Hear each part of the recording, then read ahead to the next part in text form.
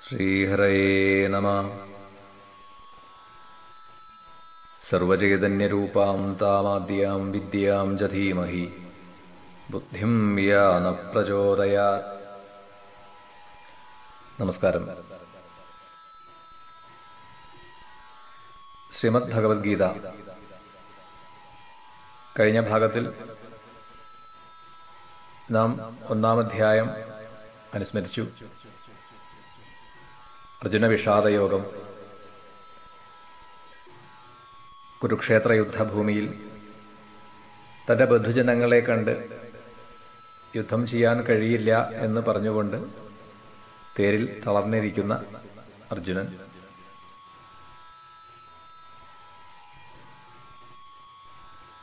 രണ്ടാം അധ്യായത്തിലേക്ക് പ്രവേശിക്കുമ്പോൾ ആദ്യം അർജുനന്റെ വാക്കുകൾ തന്നെയാണ്.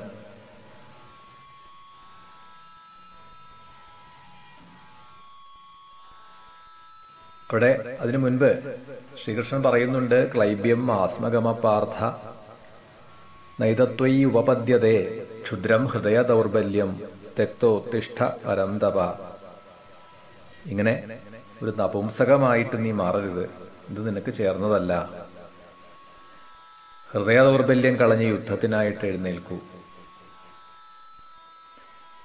അതിന് മറുപടി എന്ന വണ്ണം അർജുനൻ പറയുകയാണ്, ഈ ലോകത്ത് ഭിക്ഷയെടുത്ത് ജീവിക്കുന്നതാണ് ശ്രേയസ് എന്ന് ഞാൻ കരുതുന്നു. ഈ ഗുരുക്കന്മാരെ നിഗ്രഹിച്ചിട്ട് അവരുടെ രക്തക്കറ പുരണ്ടതായ ആ അർത്ഥകാമങ്ങളെ ഞാൻ എങ്ങനെ അനുഭവിക്കും, എങ്ങനെ ഞാൻ സുഖം അനുഭവിക്കും?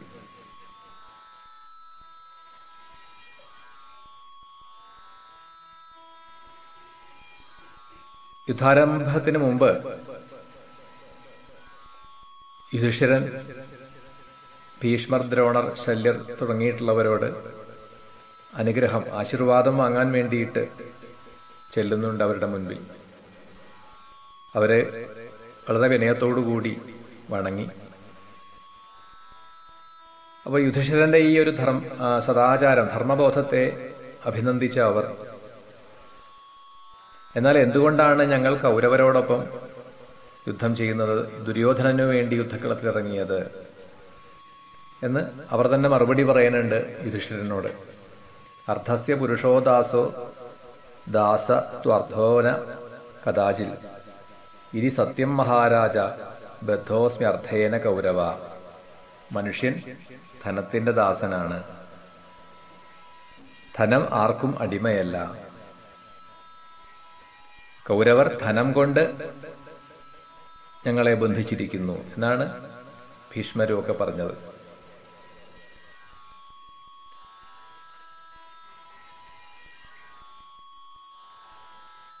അപ്പൊ ഇവിടെ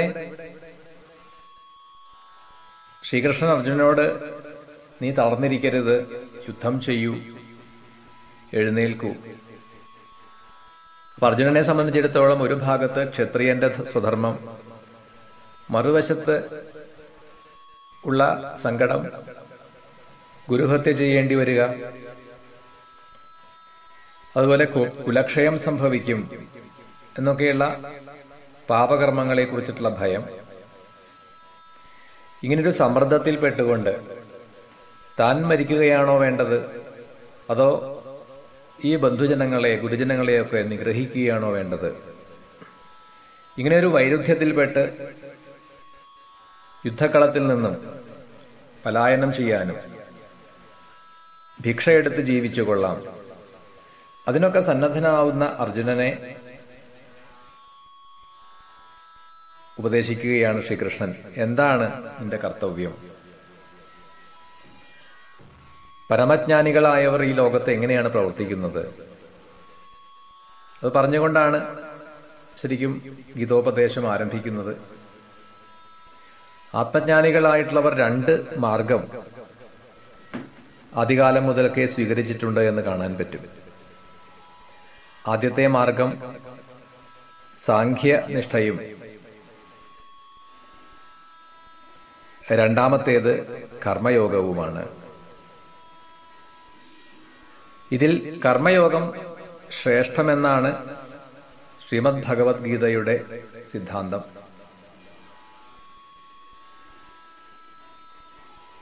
എന്നാൽ ഇവിടെ അർജുനന്റെ വാക്കുകളിൽ അർജുനൻ സാഖ്യനിഷ്ഠയോട് അടുപ്പം കാണിക്കുന്നു. അതാണ് ശ്രീകൃഷ്ണൻ ആ സാഖ്യ മാർഗം, അതിൻ്റെ ആ ഒരു തത്വം എന്ത് എന്ന് വിവരിക്കാൻ ആരംഭിക്കുന്നത്.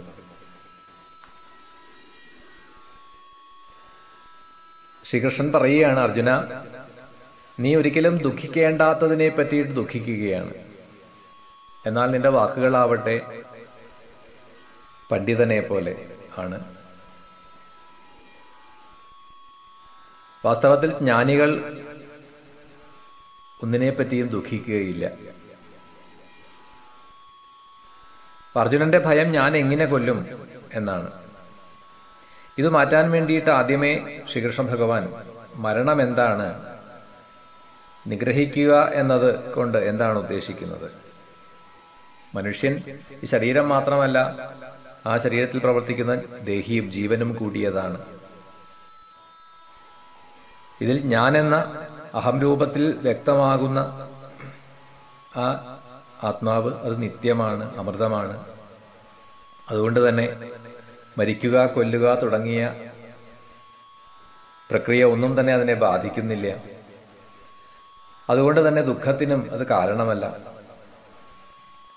എന്നാൽ ശരീരമാവട്ടെ എപ്പോൾ വേണമെങ്കിലും നശിക്കാവുന്നതാണ്. ഒരു ശരീരം പോയി കഴിഞ്ഞാൽ മറ്റൊന്ന് ലഭിക്കും. അതുകൊണ്ട് ശരീരത്തെ പറ്റിയും ദുഃഖിക്കേണ്ടതില്ല. അപ്പോൾ ശരീരമാണ് എങ്കിലും ജീവനാണ് എങ്കിലും രണ്ടും തുടരുന്നതാണ് എന്നിരിക്കെ എന്തിനാണ് ദുഃഖിക്കേണ്ടത്? ഇനി ഈ ശരീരം ഉപേക്ഷിക്കുന്ന സമയത്ത് ക്ലേശമുണ്ട്, അതുകൊണ്ട് ദുഃഖമുണ്ടാവില്ലേ? എന്നാൽ അതും പാടില്ല എന്നാണ് ഇവിടെ ശ്രീകൃഷ്ണ ഭഗവാൻ പറയുന്നത്.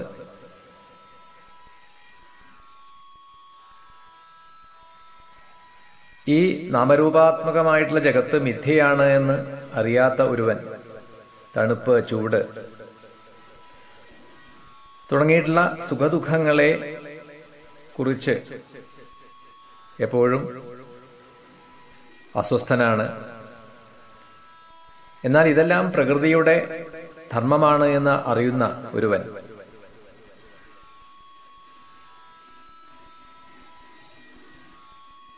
അങ്ങനെയുള്ള ഒരു ജ്ഞാനിയെ സംബന്ധിച്ചിടത്തോളം സുഖദുഃഖങ്ങൾ ഒരേപോലെയാണ്. അർജുന, നീയും ഈ സമബുദ്ധിയോടുകൂടി ശീതോഷ്ണങ്ങളെ, സുഖദുഃഖങ്ങളെ ഒരേപോലെ കാണൂ, ഒരേപോലെ സഹിക്കൂ.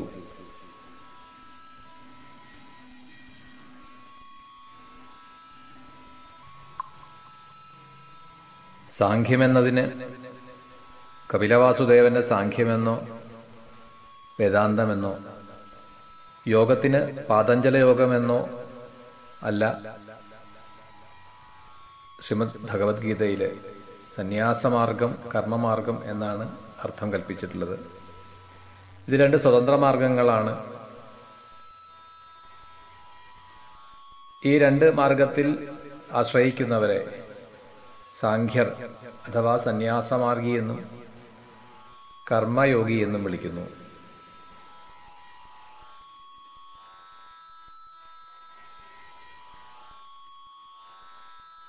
ഈ മാർഗത്തിൽ വ്യവസായ ബുദ്ധി, വ്യവസായാത്മക ബുദ്ധി എന്ന് പറഞ്ഞാൽ കാര്യാകാര്യ നിർണയത്തിന് ഉതകുന്നതായ ബുദ്ധി,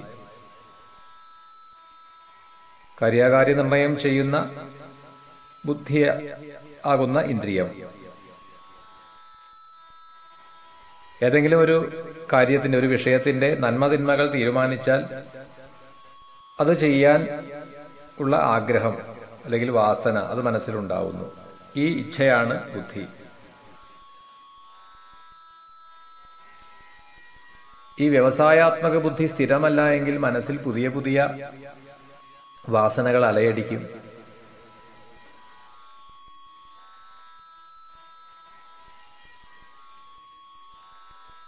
വ്യവസായാത്മക ബുദ്ധി ഉറച്ചില്ല എങ്കിൽ ഇന്ന് പുത്രപ്രാപ്തിക്ക് വേണ്ടി, നാളെ സ്വർഗപ്രാപ്തിക്ക് വേണ്ടി എന്നിങ്ങനെ ഓരോ തരത്തിലുള്ള യജ്ഞങ്ങളിൽ ഉഴലാൻ തുടങ്ങും. സദാ ഒന്നിനല്ലെങ്കിൽ മറ്റൊന്നിനു വേണ്ടി, സ്വാർത്ഥസിദ്ധിക്ക് വേണ്ടി യജ്ഞനിരതനായിരിക്കും. ഈശാവാസ്യം, കഠം തുടങ്ങിയ ഉപനിഷത്തുകളൊക്കെ ജ്ഞാനരഹിതമായ കർമ്മത്തിനെ തള്ളിക്കളഞ്ഞിട്ടുണ്ട്. ഇത്തരം കർമ്മങ്ങൾ ചെയ്യുന്നവർക്ക് ഫലം ലഭിക്കുമെങ്കിലും അവരുടെ ബുദ്ധി എവിടെയും ഉറയ്ക്കുന്നില്ല. അതുകൊണ്ട് തന്നെ അവർ മുക്തി പ്രാപിക്കുന്നുമില്ല.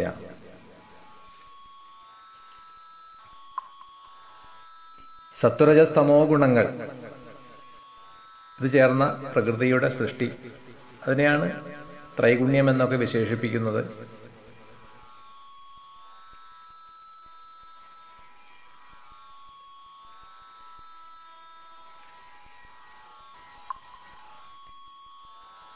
ഈ ത്രിഗുണങ്ങളിൽ സത്വഗുണത്തിന്റെ ആ ഒരു വർധനവ് ക്രമേണ ത്രിഗുണാതീത അവസ്ഥയിലേക്ക് ഒരുവനെ നയിക്കും.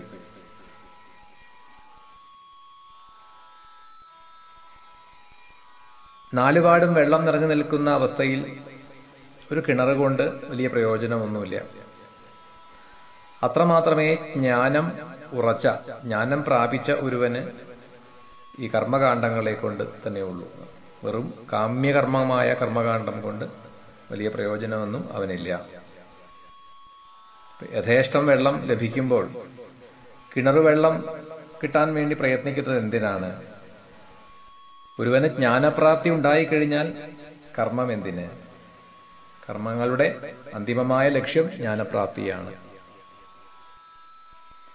മഹാഭാരതം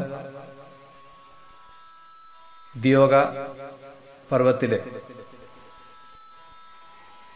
ഭാഗീരഥി തീരത്ത് കിണർ തേടുന്ന മൂഢൻ എന്നൊരു പ്രയോഗം കാണാൻ പറ്റും. ഗംഗയുടെ തീരത്ത് കിണർ ഉണ്ടോ എന്ന് അന്വേഷിച്ചു പോകുന്നവനെ പോലെ.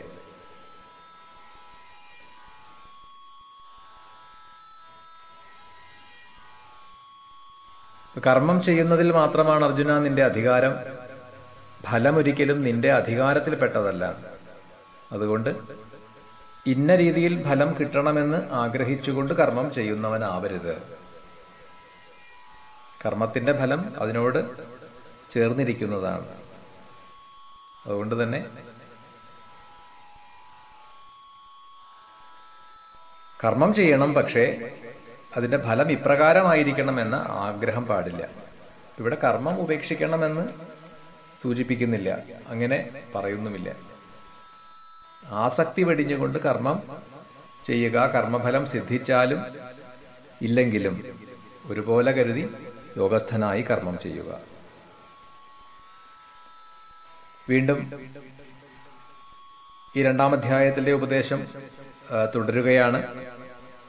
അത് നമുക്ക് അടുത്ത ഘട്ടത്തിൽ അനുസ്മരിക്കാം. ശ്രീഹരയേ നമഃ.